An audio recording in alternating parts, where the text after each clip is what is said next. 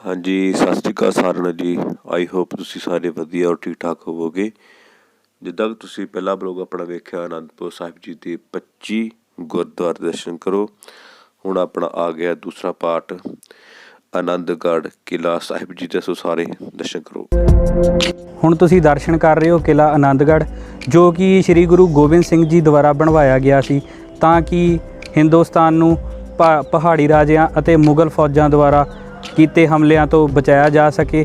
ਇਹ ਗੁਰੂ ਸਾਹਿਬ ਜੀ ਨੇ 5 ਕਿਲ੍ਹੇ ਬਣਵਾਏ ਸਨ, ਜਿਨ੍ਹਾਂ ਵਿੱਚੋਂ ਸੈਂਟਰ ਦੇ ਵਿੱਚ ਕਿਲ੍ਹਾ ਕੇਸਗੜ੍ਹ ਸਾਹਿਬ ਹੈ, ਜਿਸ ਨੂੰ ਹੁਣ ਤਖਤ ਦੀ ਉਪਾਧੀ ਦੇ ਦਿੱਤੀ ਗਈ ਹੈ, ਜਿਸ ਨੂੰ ਤੁਸੀਂ ਗੁਰਦੁਆਰਾ ਸ਼੍ਰੀ ਕੇਸਗੜ੍ਹ ਸਾਹਿਬ ਦੇ ਨਾਮ ਦੇ ਨਾਲ ਵੀ ਜਾਣਦੇ ਹੋ। ਗੁਰੂ ਸਾਹਿਬ ਜੀ ਨੇ 5 ਕਿਲ੍ਹੇ ਬਣਵਾਏ ਸਨ। ਇਹ ਸਾਰੇ 5 ਜੋ ਕਿਲ੍ਹੇ ਹਨ ਅੰਦਰੋਂ ਅੰਦਰੀ ਸੁਰੰਗਾਂ ਦੇ ਨਾਲ ਕਨੈਕਟਡ ਹਨ। ਉਹ ਸੁਰੰਗਾਂ ਅੱਜ ਤੱਕ ਵੀ ਨਹੀਂ ਲੱਭੀਆਂ ਜਾ ਸਕੀਆਂ। ਪਹਾੜੀ ਰਾਜਿਆਂ ਨੇ ਗਊ ਮਾਤਾ ਦੀ ਕਸਮ ਖਾ ਕੇ ਤੇ ਮੁਗਲ ਰਾਜਿਆਂ ਨੇ ਪਵਿੱਤਰ ਕੁਰਾਨ ਸ਼ਰੀਫ ਦੀ ਕਸਮ ਖਾ ਕੇ ਤੇ ਹਵਾਲਾ ਦੇ ਕੇ ਕਿ ਅਸੀਂ ਹਮਲਾ ਨਹੀਂ ਕਰਾਂਗੇ ਤੁਹਾਡੇ ਉੱਤੇ ਤੇ ਤੁਹਾਡੀ ਫੌਜ ਉੱਤੇ, ਇਹ ਕਿਲ੍ਹਾ ਗੁਰੂ ਸਾਹਿਬ ਤੋਂ ਖਾਲੀ ਕਰਵਾ ਲਿਆ ਸੀ। ਪਰ ਉਹ ਆਪਣੀਆਂ ਕਸਮਾਂ ਦੇ ਉੱਤੇ ਖਰੇ ਨਹੀਂ ਉਤਰੇ ਤੇ ਪਿੱਠ ਦੇ ਉੱਤੇ ਉਹਨਾਂ ਨੇ ਵਾਰ ਕੀਤਾ ਤੇ ਜਦੋਂ ਗੁਰੂ ਸਾਹਿਬ ਚਮਕੌਰ ਸਾਹਿਬ ਨੂੰ ਜਾ ਰਹੇ ਸਨ ਹਮਲਾ ਕੀਤਾ ਰਸਤੇ ਦੇ ਵਿੱਚ। ਇਹ ਪਵਿੱਤਰ ਸਥਾਨ ਜਿਸ ਦੇ ਆਪ ਜੀ ਦਰਸ਼ਨ ਕਰ ਰਹੇ ਹੋ, ਇਹ ਬੌਲੀ ਗੁਰੂ ਗੋਬਿੰਦ ਸਿੰਘ ਜੀ ਦੇ ਸਮੇਂ ਦੀ ਹੈ। ਉਸ ਸਮੇਂ ਇਸ ਬੌਲੀ ਦਾ ਇਸਤੇਮਾਲ ਪਾਣੀ ਦੇ ਲਈ ਕੀਤਾ ਜਾਂਦਾ ਸੀ। ਗੁਰੂ ਗੋਬਿੰਦ ਸਿੰਘ ਜੀ ਨੇ ਸਭ ਤੋਂ ਪਹਿਲਾਂ ਇਹ ਕਿਲ੍ਹਾ ਬਣਵਾਇਆ ਸੀ। ਇਹ ਕਿਲ੍ਹਾ 1698 ਈਸਵੀ ਵਿੱਚ ਬਣਨਾ ਸ਼ੁਰੂ ਹੋਇਆ ਸੀ। ਇਹ ਕਿਲ੍ਹਾ ਦੁਸ਼ਮਣ ਦੇ ਹਮਲੇ ਸਮੇਂ ਸਭ ਤੋਂ ਮਹਿਫੂਜ਼ ਜਗ੍ਹਾ ਸੀ। ਅਨੰਦਪੁਰ ਸਾਹਿਬ ਫੌਜੀ ਪੱਖ ਤੋਂ ਸੈਂਟਰ ਸੀ। ਸ਼ਸਤਰ ਤੇ ਗੋਲਾ ਬਰੂਦ ਸਾਰਾ ਇੱਥੇ ਹੀ ਸਟਾਕ ਕੀਤਾ ਜਾਂਦਾ ਸੀ। ਇਹ ਬਣਦਾ ਲੋਹਗੜ੍ਹ ਕਿਲ੍ਹੇ ਵਿੱਚ ਸੀ। ਜਦੋਂ ਗੁਰੂ ਗੋਬਿੰਦ ਸਿੰਘ ਜੀ ਨੰਦੇੜ ਚਲੇ ਗਏ, ਉੱਥੇ ਵੀ ਬੈਠ ਕੇ ਇਹ ਅਨੰਦਪੁਰ ਸਾਹਿਬ ਦੀਆਂ ਠੰਡੀਆਂ ਹਵਾਵਾਂ ਨੂੰ ਯਾਦ ਕਰਦੇ ਹੁੰਦੇ ਸਨ। ਇਹ ਆਨੰਦਗੜ੍ਹ ਸਾਹਿਬ ਦਾ ਕਿਲ੍ਹਾ ਇਸ ਪਲਾਨ ਨਾਲ ਬਣਾਇਆ ਗਿਆ ਸੀ ਕਿ ਦੁਸ਼ਮਣ ਕਿੰਨਾ ਵੀ ਬਲਵਾਨ ਹੋਵੇ, ਉਹ ਸਿੱਖਾਂ ਦਾ ਕੁਝ ਵੀ ਵਿਗਾੜ ਨਹੀਂ ਸਕੇਗਾ। ਤੇ ਜਿੰਨਾ ਚਿਰ ਗੁਰੂ ਸਾਹਿਬ ਇੱਥੇ ਰਹੇ, ਇਹ ਸੱਚ ਹੀ ਆਨੰਦ ਦਾ ਘਰ ਸੀ। ਗੁਰੂ ਸਾਹਿਬ ਜਦੋਂ ਪਾਉਂਟਾ ਸਾਹਿਬ ਤੋਂ ਵਾਪਸ ਆਉਂਦੇ ਹਨ ਅਨੰਦਪੁਰ ਸਾਹਿਬ, ਤਾਂ ਸਭ ਤੋਂ ਪਹਿਲਾਂ ਆਨੰਦਗੜ੍ਹ ਸਾਹਿਬ ਦਾ ਕਿਲ੍ਹਾ ਹੀ ਬਣਵਾਉਂਦੇ ਹਨ। ਇਹ ਅਨੰਦਪੁਰ ਸਾਹਿਬ ਦੇ ਕਿਲ੍ਹਿਆਂ 'ਚੋਂ ਸਭ ਤੋਂ ਵੱਡਾ ਕਿਲ੍ਹਾ ਸੀ, ਸਭ ਤੋਂ ਸੁਰੱਖਿਅਤ ਸੀ।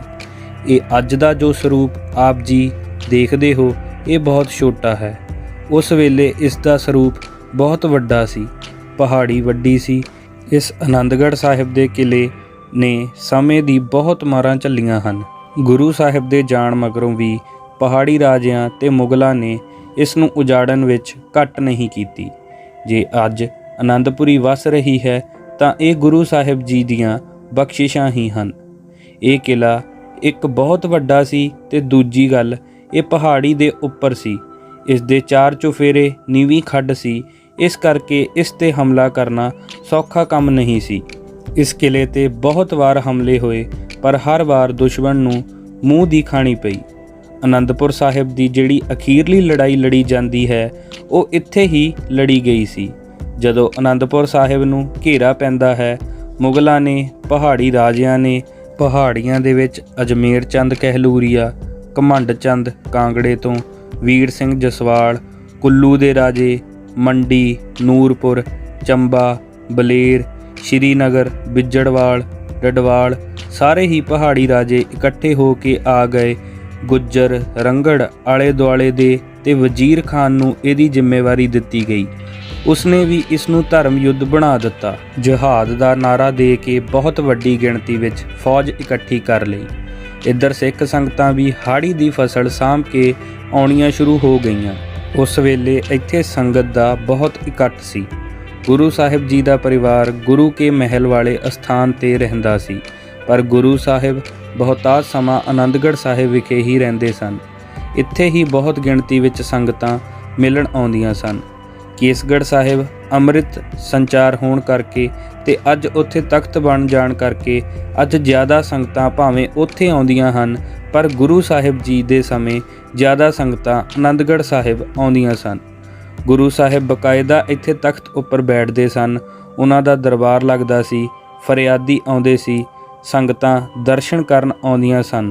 ਹਰ ਤਰ੍ਹਾਂ ਦੀ ਜੰਗੀ ਪਲੈਨਿੰਗ ਬਹੁਤਾਤ ਵਿੱਚ ਇੱਥੇ ਕਰਦੇ ਸਨ।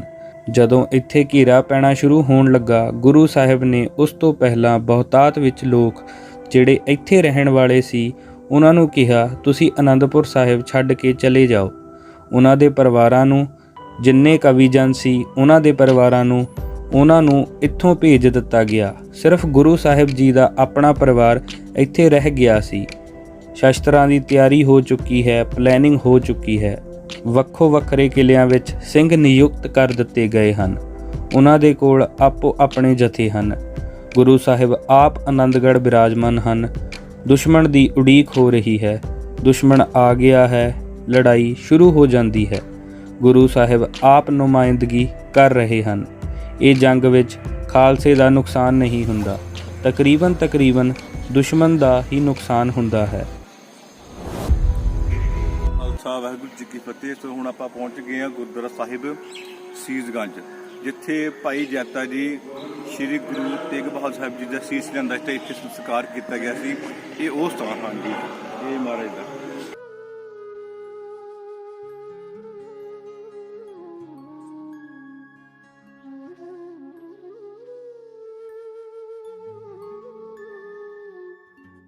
ਹੁਣ ਆਪਾਂ ਪਹੁੰਚ ਚੁੱਕੇ ਹਾਂ ਗੁਰਦੁਆਰਾ ਸਾਹਿਬ ਭੋਰਾ ਸਾਹਿਬ। ਤੁਸੀਂ ਦੇਖ ਸਕਦੇ ਹੋ ਜਿਹੜੇ ਦਰਵਾਜ਼ੇ ਨੇ, ਅੱਜ ਵੀ ਉਹੀ ਦਰਵਾਜ਼ੇ ਮੌਜੂਦ ਨੇ ਇੱਥੇ। ਵੀ ਇਹਨਾਂ ਦੀ ਹਾਈਟ ਤਕਰੀਬਨ ਮੈਨੂੰ ਲੱਗਦਾ ਵੀ 20 ਫੁੱਟ ਤੋਂ ਘੱਟ ਨਹੀਂ ਹੋਏਗੀ।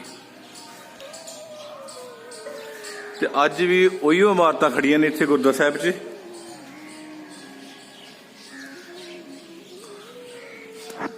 ਹੁਣ ਆਪਾਂ ਅੰਦਰ ਐਂਟਰੀ ਕਰ ਚੁੱਕੇ ਹਾਂ ਤੇ ਬਾਕੀ ਤੁਹਾਨੂੰ ਅੰਦਰ ਜਾ ਕੇ ਸਾਰਾ ਇਤਿਹਾਸ ਦੱਸਦੇ ਹਾਂ ਗੁਰੂ ਸਾਹਿਬ ਜੀ ਦਾ।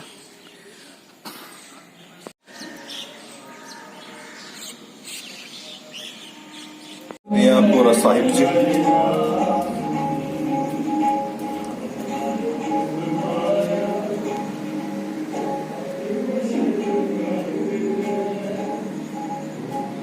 ਪਹੁੰਚਿਆ ਗੁਰਦੁਆਰਾ ਸਾਹਿਬ ਭੋਰਾ ਸਾਹਿਬ ਵਿਖੇ। ਸੋ ਜਿਹੜਾ ਸਾਹਮਣੇ ਦੇਖ ਰਹੇ ਹੋ, ਇਹ ਗੁਰਦੁਆਰਾ ਸਾਹਿਬ ਇਹ ਸ਼੍ਰੀ ਗੁਰੂ ਤੇਗ ਬਹਾਦਰ ਸਾਹਿਬ ਜੀ ਦਾ ਮਹਿਲ ਸੀ ਤੇ ਥੱਲੇ ਭੋਰਾ ਸਾਹਿਬ ਨੇ, ਜਿੱਥੇ ਸ਼੍ਰੀ ਗੁਰੂ ਤੇਗ ਬਹਾਦਰ ਸਾਹਿਬ ਜੀ ਭਗਤੀ ਕਰਿਆ ਕਰਦੇ ਸਨ। ਸੋ ਆਓ ਹੁਣ ਆਪਾਂ ਚੱਲਦੇ ਹਾਂ ਇਸ ਥਾਂ ਵੱਲ।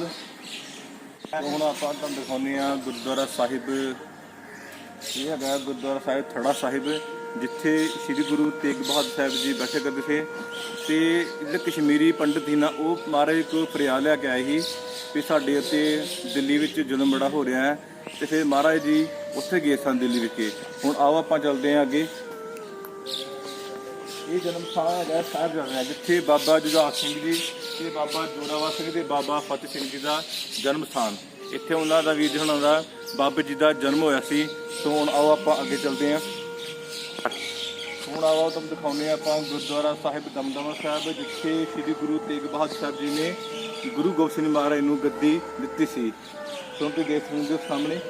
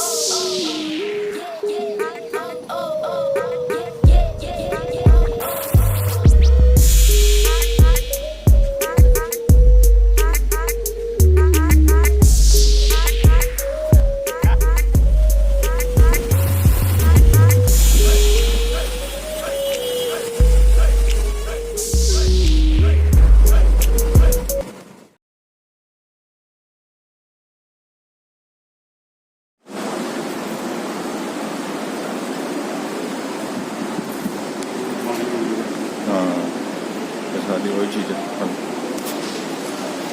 ਆਪਾਂ ਹੁਣ ਪਹੁੰਚ ਚੁੱਕੇ ਹਾਂ ਗੁਰਦੁਆਰਾ ਸਾਹਿਬ ਧੰਨ ਧੰਨ ਬਾਬਾ ਗੁਰਦਿੱਤਾ ਜੀ, ਜੋ ਕਿ 6ਵੇਂ ਪਾਤਸ਼ਾਹ ਸਾਹਿਬ ਜੀ ਦੇ ਸੁਪੁੱਤਰ ਸਨ, ਸ਼੍ਰੀ ਗੁਰੂ ਹਰਗੋਬਿੰਦ ਸਿੰਘ ਮਹਾਰਾਜ ਸਾਹਿਬ ਦੇ।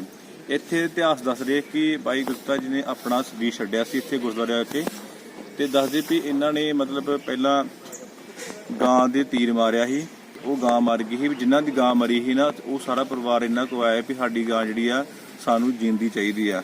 ਫਿਰ ਇਹਨਾਂ ਨੇ ਮਤਲਬ ਆਪਣੇ ਜਲ ਵਿੱਚ ਸੁੱਟੇ ਮਾਰੇ ਤੇ ਗਾਂ ਜਿੰਦੀ ਕੀਤੀ ਸੀ। ਫਿਰ 6ਵੇਂ ਪਾਤਸ਼ਾਹ ਸਾਹਿਬ ਕਹਿੰਦੇ ਨੇ ਵੀ ਤੁਸੀਂ ਮਤਲਬ ਗੁਰੂ ਨਾਨਕ ਦੇਵ ਜੀ ਦੁਆਰਾ ਉਲਟ ਗਏ ਹੋ, ਤੇ ਉਹਨਾਂ ਨੇ ਕਹਿੰਦੇ ਵੀ ਚਲੋ ਜੋ ਵੀ ਮੈਨੂੰ ਸਜ਼ਾ ਹੋਏਗੀ ਮੈਂ ਮਨਜ਼ੂਰ ਸਮਝਾਂਗਾ। ਤੇ ਫਿਰ ਭਾਈ ਸਾਹਿਬ ਦੁਬਾਰਾ ਇੱਥੇ ਆਏ ਗੁਰਦੁਆਰਾ ਸਾਹਿਬ ਜੀ। ਫਿਰ ਇਸ ਸਥਾਨ ਤੇ ਆ ਕੇ ਭਾਈ ਗੁਰਦਿੱਤਾ ਜੀ ਨੇ ਆਪਣਾ ਸਰੀਰ ਤਿਆਗ ਦਿੱਤਾ ਸੀ। ਉਹਨਾਂ ਨੇ ਆਪਣੀ ਸਜ਼ਾ ਮਨਜ਼ੂਰ ਸਮਝੀ ਸੀ।